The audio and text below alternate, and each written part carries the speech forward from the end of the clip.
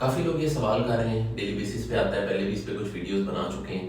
तो पुर्तगाल की टीआरसी 6 महीने या 9 महीने में आप हासिल कर सकते हैं या नहीं कर सकते। आपको एक्सप्लेन करते चलें प्रोसेस।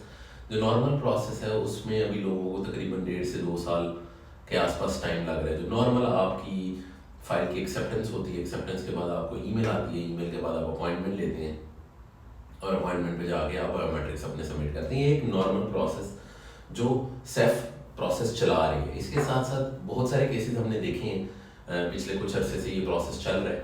और इसमें होता ये है कि लॉयर जो है आपकी एक इमरजेंसी केस बनाता है और उसमें ये शो करता है कि आपको किसी किस्म की इमरजेंसी है, जो जाहिर सी बात है 99% फेक होता है। और उस बेस पे वो केस सबमिट होता है। सबमिट होने के बाद कोर्ट की तरफ से इस पर एक्शन लिया जाता है और उस पर सेफ को कहा जाता है कि इसका प्रोसेस को इनके बायोमेट्रिक्स किए जाए। बायोमेट्रिक्स के बाद उसी तरह एनालिसिस में जाता है। एनालिसिस में जाने के बाद आपके डिसीजन होता है और आपको कार्ड के लिए एलिजिबल हैं या नहीं है।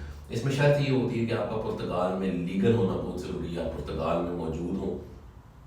ज़्यादातर लोग वो मैसेजेस कर रहे हैं जिनके केसेस जो हैं जाहिर सी बात है वो पुर्तगाल में मौजूद नहीं है और वो ये चाह रहे हैं कि हम पैसे देके ये काम जल्दी से जल्दी करवा लें। तो सबसे पहली शर्त इसमें ये होती है कि वो प्रॉपर उस पर थॉरो इन्वेस्टिगेशन होती है कि आपका पुर्तगाल में रह के काम किया हो आपने। लेकिन इसके साथ साथ आपको एडवाइस करते चले कि नॉर्मल प्रोसेस से हट के अगर आप कभी भी अब नॉर्मल प्रोसेस करते हैं तो कहीं ना कहीं उस पर अभी नहीं कल को कहीं ना कहीं चेक एंड बैलेंस हो सकता है। तो पर्सनली हम कभी भी किसी को ये एडवाइस नहीं करेंगे। अगर आपकी कोई जेन्युइन इमरजेंसी या कोई ऐसी प्रॉब्लम नहीं है तो आप इस तरफ जाएं। जो नॉर्मल प्रोसेस जिससे हज़ारों लाखों लोग प्रोसेस में शामिल हैं और चल रहे हैं, तो आप उनसे हट के एक अलग प्रोसेस करें तो कहीं ना कहीं आपके लिए प्रॉब्लम क्रिएट हो सकती है। मैं ये नहीं कह रहा कि होगी, बट वी नेवर नो।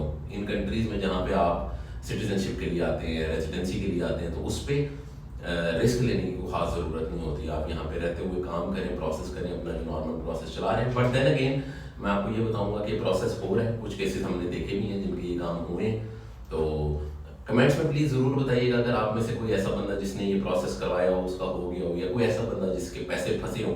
क्योंकि ऐसे भी बहुत केसेस आ रहे हैं कि 6-6, 8-8 महीने हो गए हैं लॉयर्स को पैसे दिए हुए और उनके केसेस प्रोसेस नहीं हो रहे। तो ये भी एक इशू चल रहा है। कह तो दिया जाता है कि 6 महीने में आपको मिल जाएगी, लेकिन उसके बाद लॉयर कितना टाइम लेगा, प्रोसेस में कितना टाइम लगेगा, घूम फिर के बाद कई लोगों की वहाँ पे ही आ गई है, उन्होंने पैसे भी दे दिए। बट देन अगेन अगर आपको पैसे खर्च करने का शौक है और आप चाहते हैं कि आपने किसी लॉयर को पैसे दे दिए प्रोसेस करवाना, तो ज़रूर करवाएं।